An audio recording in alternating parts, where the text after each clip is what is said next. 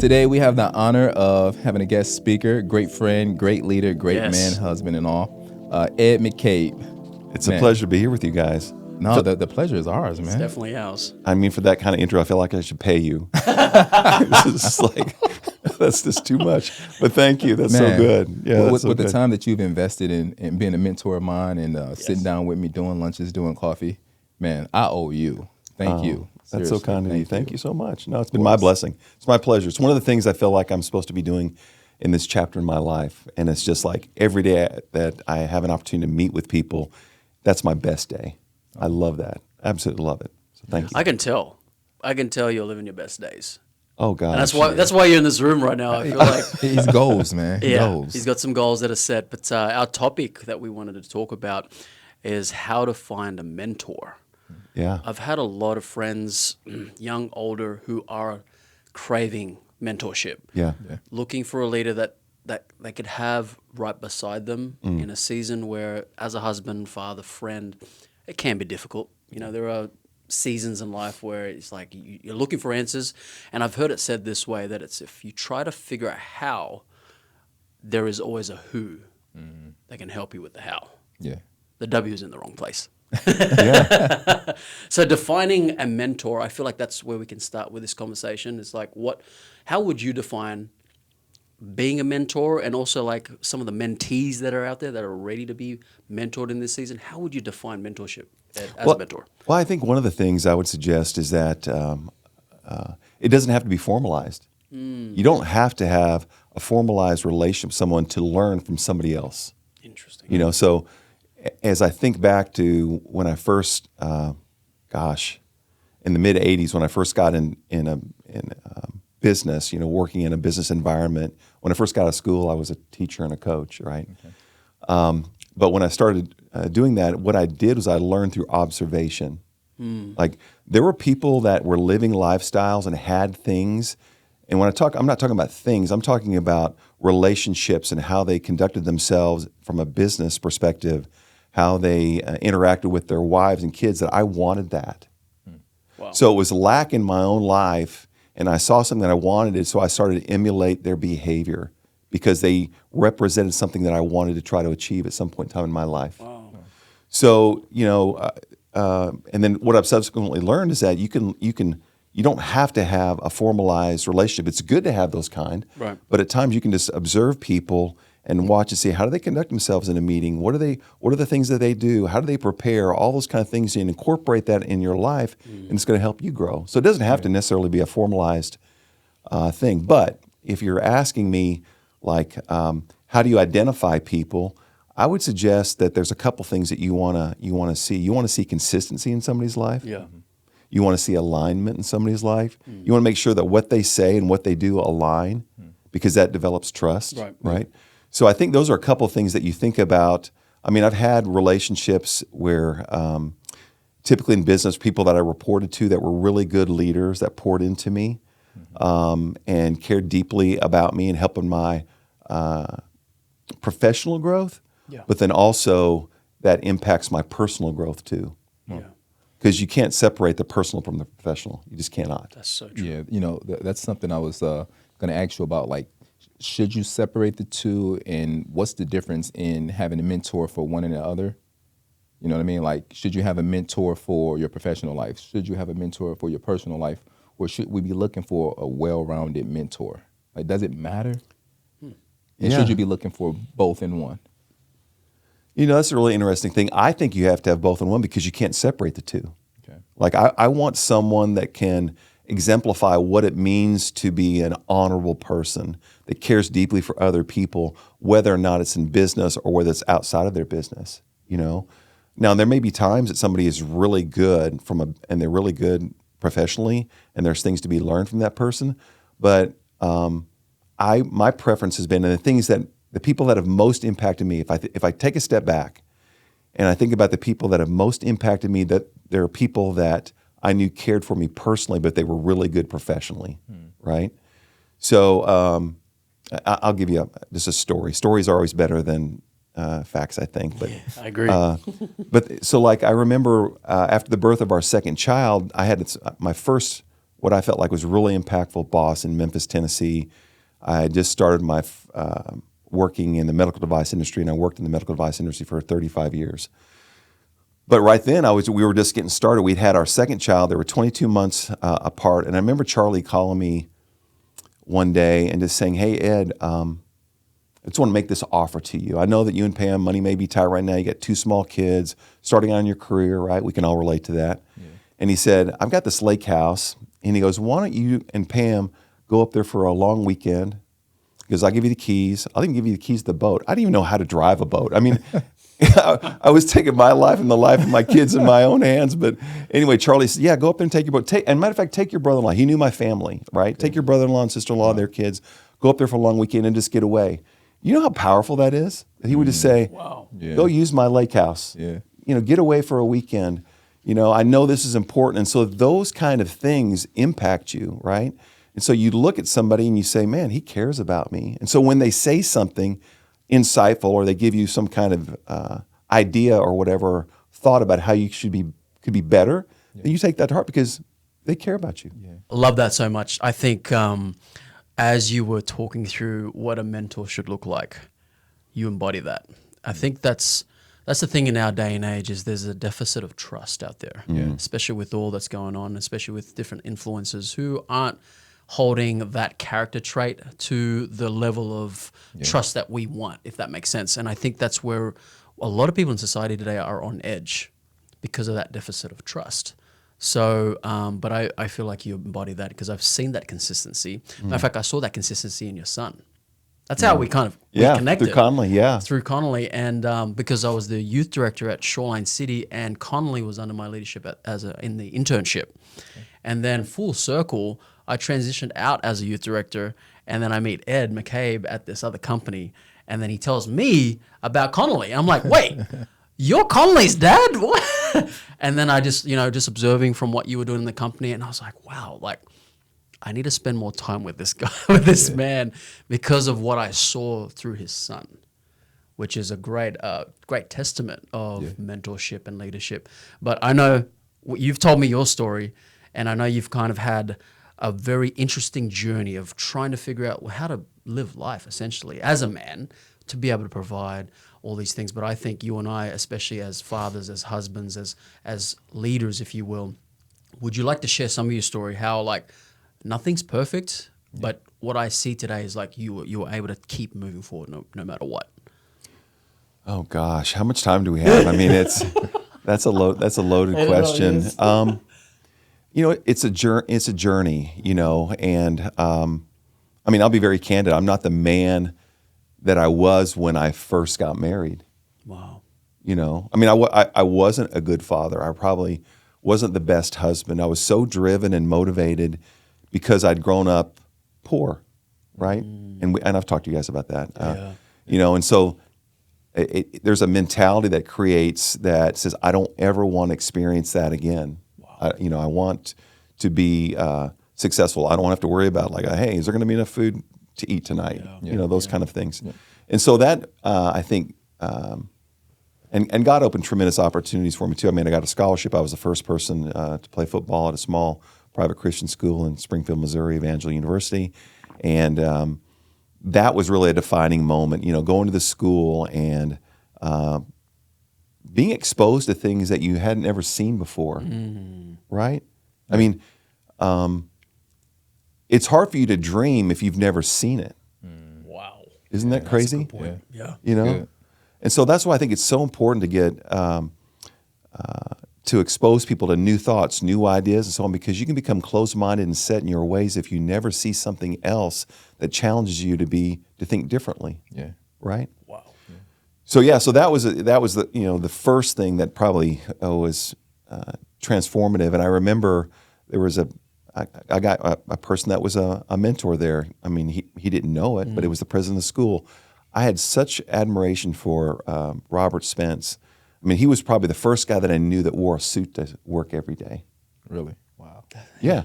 I mean, I grew up in this blue collar, father had, on again, off again work, evicted from houses and all that kind of stuff. But the reality of it is when I went and I saw him, and like every day he shows up, he looks put together. And when he speaks, there were 2 guys that we had chapel that we had to go to, like, I don't know, 4 or 5 days a week at the school. When he was speaking, I wasn't going to miss it because there was going to be something good. He wasn't going to let me know. He was going to say something that was going to inspire me. And so I always made sure I was listening to him. And then he lived a life as I watched him progress. And that's the cool thing about getting older, right? You get to see people's progression. And you see, okay, I want to emulate them in this stage of my life. When I get to be this, I want to be like that. Does that make sense? That makes total sense. Yeah. And so that's what I'm saying. It's so important to have people that you follow, people that maybe aren't mentors, but you can see yourself when you get to be in that stage of life. You say, I want to be that. Yeah. Right?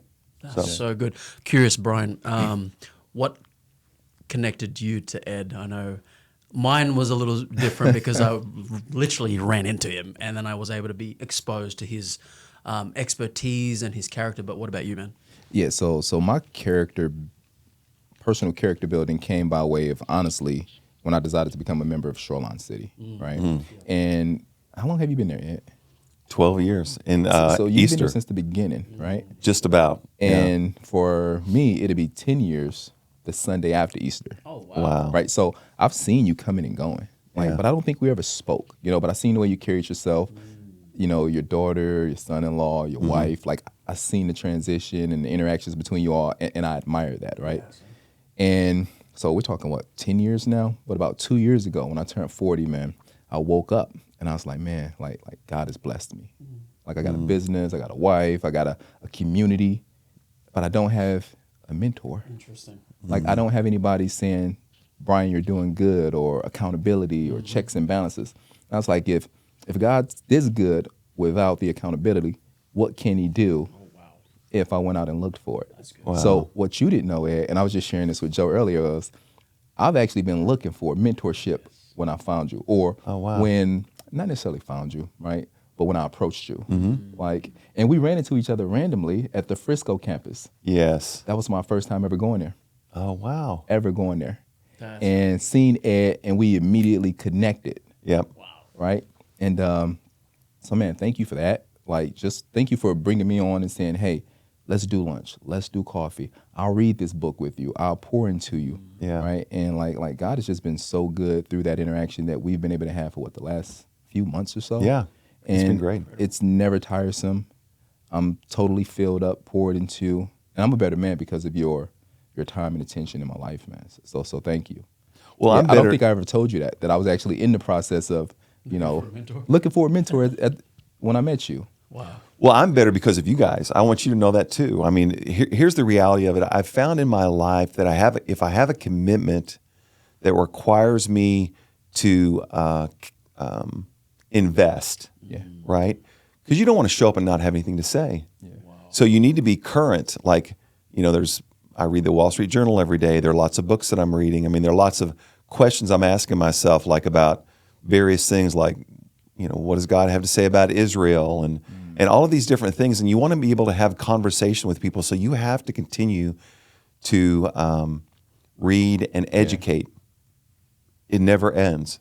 Yeah. So that you can have a good conversation with somebody. And, so I just think that it's really, really important. One of the great things I've found about great leaders is inherent curiosity. It's so important that you be curious and want to investigate things, and that's how you learn, right? So it's, by hanging out with you guys, I learned some stuff today about cameras and microphones and all this kind of stuff I never even thought about, right? So that's good. It's good, I think. Anyway, so it's forces me to grow. Yeah. Right? So anyway. And with curiosity, like, that's been one of my continuous themes. I'm a curious person. Right? Both of you guys are. Extremely Oh, curious. you guys are always, I'm hearing all these kind of things. So that's what I'm saying. I get just as much out of this as you guys do because I'm learning about, I'm reading this book, or I get up at 3 o'clock in the morning to go work out or whatever. And, so it challenges me as well. So it's good. Sorry, I didn't mean to cut you I off. love that. No, you're fine. and it's actually following the leaders that I trust in, whether it's in a book, whether it's a YouTube podcast or video. they said, hey, it doesn't matter the area of life that you're in. If you're following or if you're leading, you should have a coach. You should have a mentor. Wow. You should have someone that you're looking up to. And it literally took me being curious, me self-educating to realize that, hey, something's missing in my life, right? So what you said about continuous reading, continuous learning, that's how I even got the idea that, hey, Brian, you may be doing okay, but you don't know what you're missing. You don't know what you're leaving on the table in your calling and your purpose. I love that. On the same vein, I'm curious about building values for families. I think that's one of the big things as husbands. That was something that I was looking for. I had that in my family. It came a little later in my life. I think it was 11 at the time when I moved with my stepdad and my mum and their kids. They're my half siblings essentially. They had established the values of the family through the Bible. But I know a lot of men today are looking for mentors to help build their family values, if that makes sense. So your interpretation as value systems for your family, how would you explain that to us? Or kind of like, I know you're kind of on the journey with your family right now. I'd love for you to unpack that for us. What's really interesting that, you bring up that topic is that a few weeks ago, we were at an event, a men's event, right? And we broke up in small groups, and they asked the question of the day was, who are the people that you looked up to, or that were potentially your coach or mentors that help you establish your family values? So, all of them in this group, there were probably 8 or 9, there might have been 10, something like that. All went around and talked about the people. Some people said it was my youth pastor. Other people said it was another person. But not one person in our group, and I didn't recognize this until another person said this. And this is what I think is really powerful and sad. Not one person mentioned their father. Mm-hmm. And what does that say about our society today when not one person in that group, and I talked to you about that as well, and you said there might have been one in your group that did that not one person said their father. Wow. And what does that say about our society? What does that say about the family unit, the nuclear family? What's happening with that, and the lack of input, or or maybe not even being in their life, And so for me, again, growing up in a dysfunctional household, it's been this journey of observation, people that I became friends with. And that's why I think it's really important also to have friendships with people in every stage of life. Yeah. Yeah. Oftentimes we have friendships with people that are close to age, same interests and so on. But I really think that we benefit by expanding our circle, because that's how you learn and grow. Mm. So, when I talk about it, and I'm being honest, when I first got married, I wasn't necessarily a good father. I mean, I love my wife and I love my kids, but your dysfunctionality is normal. Yeah, wow. It is. Yeah, yeah, it's because it's your norm. It's what you wake up with every day. You're used to, if you're used to, the uncertainty of having an alcoholic father, and you come home, is he going to be on edge? Mm-hmm. Is he going to have too much to drink? Is he going to go off? Are we going to be evicted? I mean, all these kind of things that you have to deal with, and you don't know because you've not had a good role model, right? Yeah. So there have been, pastors. There have been people that I've seen their lives and emulate. There have been times I've had, conversations with people that I deeply respect that have enabled me to grow. Yeah. But to be very candid, the number one thing that I have found, and Pam would say this too, is that in our marriage, as we've grown closer to Christ and knowing Him, we grow closer to each other. Yeah. I learn what it's like to be a good father, good husband, so on. Yeah. Wow. One thing that I would say is, Ed, from first perspectives, first looks at you, I wouldn't have thought that you had the story that you had. Yeah, same here. And I definitely wouldn't have thought that we had the same similarities. Yeah. Just your accomplishments, the way you carry yourself, your family values. Sitting down, you immediately think, man, this dude came from a well-to-do household. Yeah. Mom, dad, assumptions. Crushed it. Yeah, you immediately make assumptions. Yes. But it's in getting to know the person. Wow. Yes. And I think that's what makes strong relationships. And to be honest, man, it was a little intimidating to want to ask you to sit down with me and get to know me, and because it's like, how can I achieve that level of success based on where I came from? And then to know your story, it's even more inspiring because it's like, man, I can do it. Yeah. Right? So what would you say about men, it doesn't matter the age, young or old, who are intimidated about the person that they're looking to emulate? No, I think, there's something I've taught all my kids. If you were to ask them this is what they would tell you. Always ask, because what's the worst thing that anyone can say? No. So good. That's what I tell my team, right? We're not after the no's, we're after the yeses. Yeah. you know? But isn't that the truth? Yeah. I mean, you get intimidated because I tell them, I said, let's just dispel this whole idea that this traumatic thing's going to happen. The worst that happens, they say no. Yeah. But most people. How worst are you? How worst are you off? No more than when you started, right? Exactly. Yeah. So I've just found historically that people are very gracious and kind. Most people want to help you. Most people, I believe, want to make you be successful. Most people want to share their knowledge with you. They just do. Yeah. And I think we don't ask enough, I think, right? I mean, I was just very fortunate, that I was shaped in large measure by, the first two bosses I had in the medical device industry. So one guy's name was Charlie Williams in Memphis, Tennessee. Another guy here in Dallas, Ted Watson. And I still am in touch with both of them. But, you learn this whole idea of learning vicariously, by watching and observing and then absorbing, that into your own life. And so, having people that have really good emotional intelligence, what they would call today, but people skills, and know how how to love people well, care for people well, and then you learn the importance of that, and that impacts you, I would suggest. But yeah, I just asking somebody. Just ask. I love that. We were just talking about this, the ASK analogy or acronym, ASK, ask, seek, knock. So after you've asked, don't stop there. Keep seeking. Yeah. And keep knocking. Like I'm thinking about someone knocking on the door, and it's like someone's got to open this door at some point. So I just think, just do not give up on asking, seeking, or knocking, because you never know what's on the other side of that door. Yeah. As you were talking about family values, I love how you interwoven your story in there with your family. The importance of having vision casting. I'd love for you to elaborate on that. I know that you're doing something like that with your family. That inspired me to start thinking that way throughout the year of how do I vision cast, not only for my business, not only for my 9 to 5, but what about my family? That's my first business, as we always talk about. But would you elaborate on that? Because I know that's something practically you're doing with your family right now. Oh gosh, where do I begin with that? So,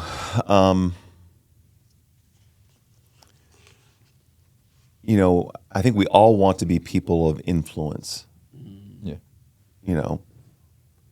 That's I think the most important thing. And you can't have influence in your family unless you have shared experiences, because relationships come out of shared experiences, right?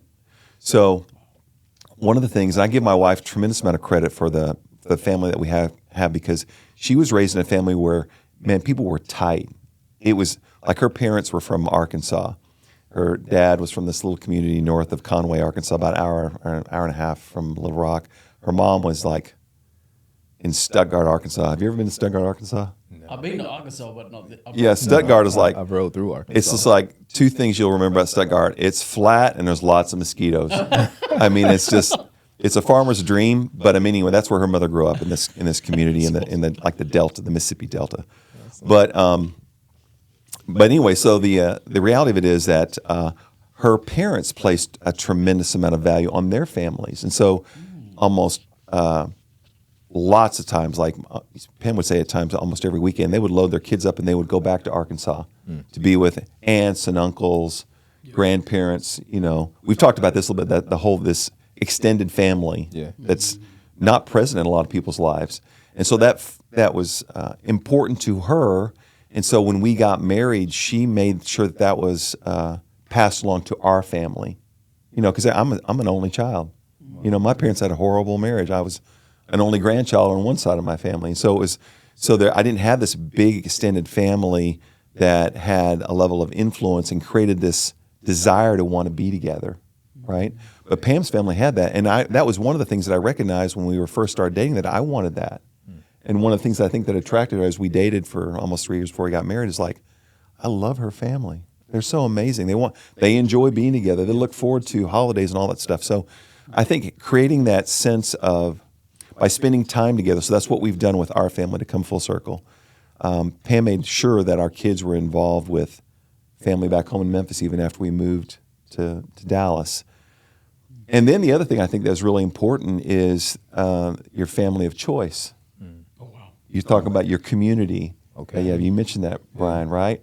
So these people that you're going to, as we talk about all the time, do life together, Yeah. people that are going to have your back, people that you're going to spend time with, that your kids are going to grow up together. They're going to have an influence on your family. You're going to have an influence on their family. Yeah. And it's going to be better because of the interaction in that community of shared values. Yeah. Go ahead. Real quick. Yeah. We don't get to choose our blood family, but essentially we do get to choose our family. Yeah. Right? That's Like good. we get to choose our community, the school, the church, the neighborhood, for the most part, depending on, your financial status, you get to choose your community. Yeah. And that becomes an extension of your blood family. You hit on something earlier about emotional intelligence. I even think there's something in it where there's positional intelligence. Because sometimes when you're in a city or a town that doesn't have family members that you could lean on and grow with, essentially that's probably a sign to move, go to a different environment. What would you say to something like that?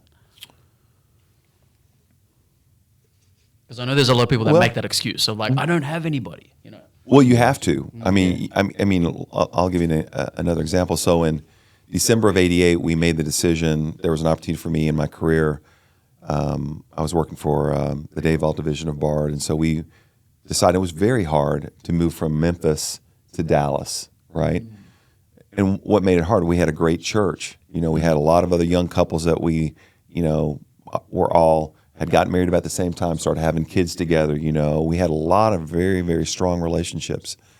But it was an opportunity for me to grow in my career, and so Pam was tight with her family too, right? Yeah. So I think her mom probably hated me for a few years after we moved because it was just like, taking one of her kids and moving them across the country. Yeah.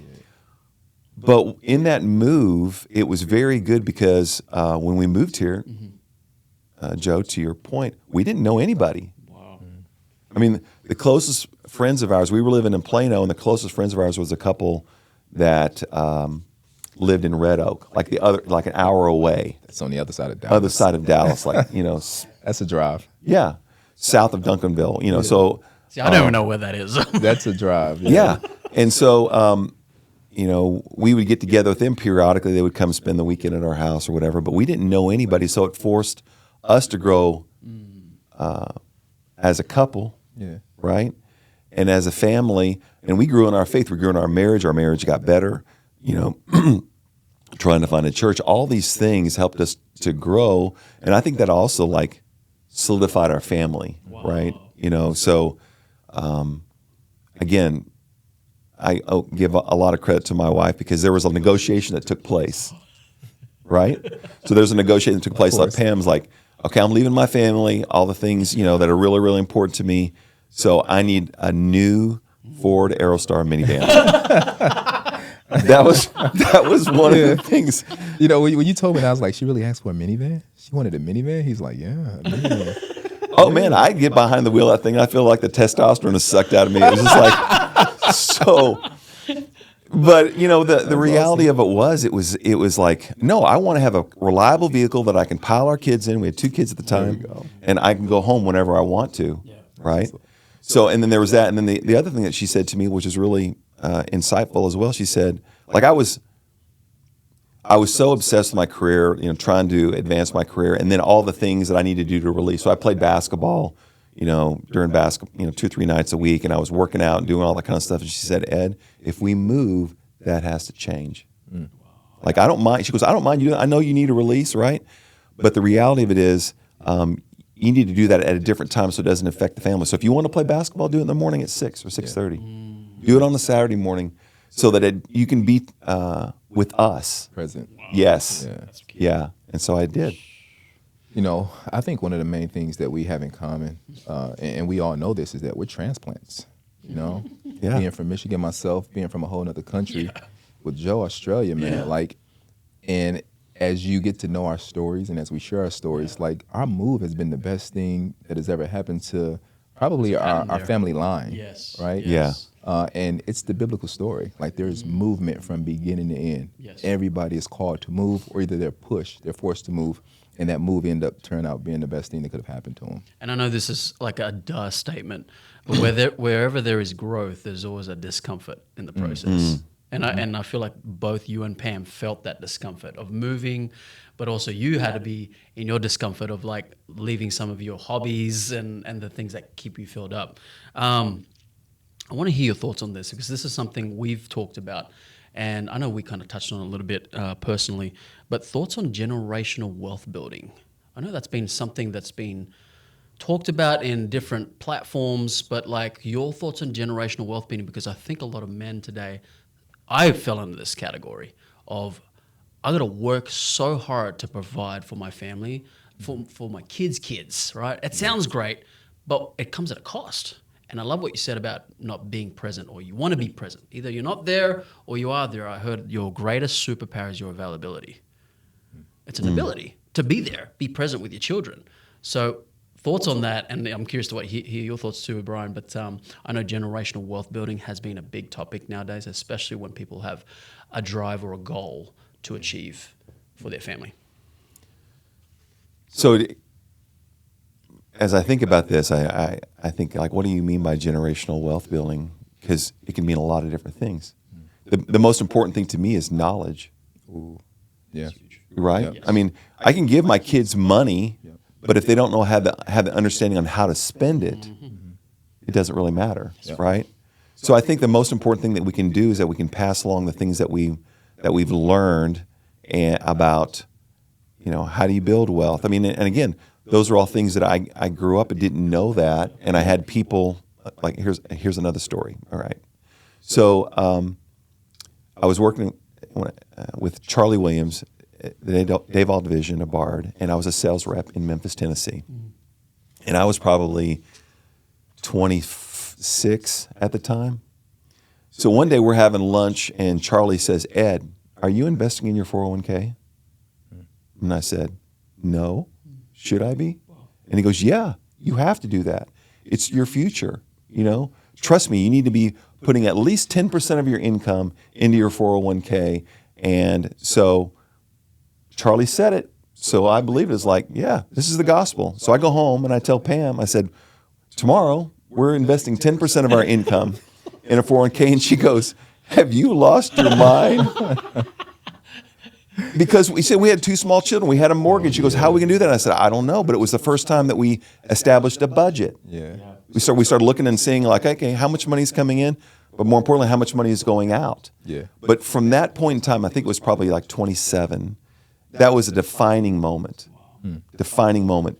Because fast forward, when I was 60 and I was working at Medtronic at the time and they offered an early retirement, I was able to pray about it and say, okay, I can go do something else now. Okay. But that it was a guy like Charlie Williams telling me the importance of that. And because I trusted what he had to say, I then said, I'm going to do that. And so that's what enabled me to make that decision and say, I'm going to do something different. Yeah. So it's knowledge, I would suggest. Obviously, it's good to be able to have the finance to be able to help invest, provide, a college fund or those kind of things for your kids and grandkids. Right. But I think it's the knowledge and the things that you learn that you share with them that impact them and allow them to make better decisions than you made. Exactly. Right? I love that because there was a point here that I found from one of our good friends, Myron Golden, that we haven't met yet. He said here, one of the tragedies that the next generation could face is that the knowledge base, they don't have the knowledge to steward what was passed on to them. And he said something here, true legacy means leaving an inheritance for our children's children. They shouldn't have to start from scratch, right? But some may wish their kids to face the same challenges they did, thinking it's what made them successful. So I love what you talk about, the knowledge base that's passed on to the next generation, because you're giving them the knowledge of like what worked and what didn't work. Now they have to, there's a risk element to that.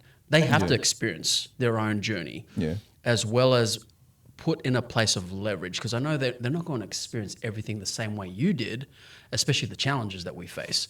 But I think some wrong thinking, I guess, that's being passed on from generation to generation is like they have to experience it the way you did, if that makes sense. Does that make sense? It makes total sense. You know, one of the common things that we say to this generation is, "You weak." You know, like you don't have the struggles that I had, as if your struggles make you better than anyone else, right? If anything, your struggles should be the blessing that you went through to overcome what you overcame, right? So I hope that my son never have to experience any of the things that I've ever been through, right? But what I do is I provide him with the knowledge of not just what I went through, but how I overcame. Like that's what the knowledge is and what I overcame, not what I went through, because he's going to have his struggles. And, you know, by God's grace, he won't have the same struggles that I've had. So people say, man, what do you teach your son? Like, what do you teach him? What do you tell him to do? What do you tell him not to do? I teach him to learn. You know, I teach him to learn. I come from a family where when I was a kid, and even now, everybody played the lottery, right? We want to hit it big. We played the lottery like it was a part-time job. You know, like seriously, I got to get my daily numbers in, you know?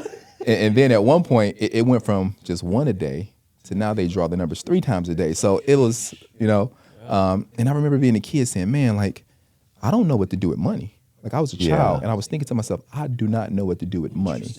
And I said, God, give me knowledge, because if you give me the money, I'll spend it and I'll lose it and I'll be broke, right? So I've been fortunate enough to, you know, God just made me curious to want to learn and want to know versus having, right? Because if you know, you'll always have, right? But if you're giving, you'll lose. You know, it's that money isn't lost. It goes from those who know how to manage it to those who don't know how to manage it, right?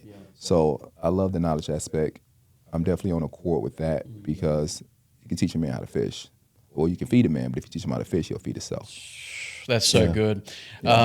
Gosh, there's so much gold in this conversation right now. But one particular topic that I want to bring up to you, Ed, and I know that you've worked through the nuances of this one, anger management. It's interesting for me because I didn't realize I was angry until I wait a minute, let me just sit down for a moment and have some time to process what's going on here, because I typically give the silent treatment. Like I go quiet when I'm angry. Some men aren't that quiet. They put some holes in walls and stuff like that. But have you walked through the journey of anger management? Oh gosh, I think I still struggle with that at times. I'm just being totally transparent, y'all. Somebody cuts me off and it's that day, you know, right? But I know I've grown in that again because I think lots of times you're a product of your environment, right? And so how you grew up and how you saw people manage, you know, like probably neither one of you ever saw your dad get in a fist fight at a family reunion. Oh gosh. Yeah. So, you know, alcohol was involved in all those kind of things. Well, my point in the whole thing is learning how to manage that well. And it was a process because, I think, you know, like I said, when I first got married, and the way that I would manage something today is totally different. You know, the growth that takes place over time. But I think, you know, understanding yourself, learning when you're getting angry, taking a step back, evaluating, you know, yourself before you decide to speak. Because if there's one thing I have learned, especially with kids, is that you can't take back what you said. Because they're going to tell you, right? Remember, Dad, when you said this? They're recorders. Oh, gosh, yes. Wow, they're sponges, Man, I said some things I didn't know I said, right? It's like, really? I said, well, that sounded like me. Dang, I didn't know, you know? That's the thing, because when you're angry, you're not in your right state of mind. Exactly. You know, Conscious. and I think when it comes to anger management, what we should be working on is the attitude, right? Because if we can work on our attitude and control our attitude, chances are we can prevent anger from becoming the offspring of that, you know, Depression, that response. all the different things that comes with it. Yep. So working on character, attitude, it's gonna take care of the anger issue. And when you talk about the silent treatment and the fighting, like those are just extremes of an attitude problem, right? So how do we counterbalance the extremes? Working on the attitude. Right on that same vein, Ed, you shared with me some of the statistics from back in the 60s. And put this in the agenda of like conversation topics, if you will. Topics that we can talk on. Anger management. I thought about that and I felt like it connected to some of these statistics. Like, why are men just being reckless with their lifestyle? Is it the anger management issue? Has it been because it's been inherited in them from previous generations and they don't know how to handle it well? They've had a hard day at work and it gets even harder when they go home. Like, would you elaborate on the 1960s statistic of the family nucleus and how that's changed to today? Yeah, it was very, very interesting. I wrote it down over there, but going from memory, in 1960, 95%, I believe it was 95% of the families in the United States had the biological parents of the kids. So there was the overwhelming majority of the people in the United States had biological parents that were raising their children, right? A more recent statistic that I thought was very interesting is that overall in the United States today, 40% of the children in the U.S. are born out of wedlock. So in other words, there's a single mom probably raising 40% of the time. And that's all demographics, all races in the country. In total, it's higher, so if I go back, and again, I'm going from memory here a little bit, but in the white community, it's 30%. In the Asian community, it's 31%. In the Hispanic community, it's over 70%. And in the black community in the United States, it's 78%. Wow. So you think about that and the impact of not having a father or blended families. Yeah. Right? Yeah. And we hit upon this a little bit too, is that with the advent of the industrial age and the automobile and then the highway system and then opportunity, people move all over the United States away from their family. And sometimes it's depending on your family, it can be a good thing, but historically there used to be generations that lived together and they were responsible for raising the family, passing along those family values, right? And so now we move away, and my family has very little influence, like grandparents or whatever have very little influence because they don't live close by. So that's all the more reason why I think, when you think about as a man, you have to find a community, right? Because you need other people to weigh in and help you raising your kids. It's really, really important, I think.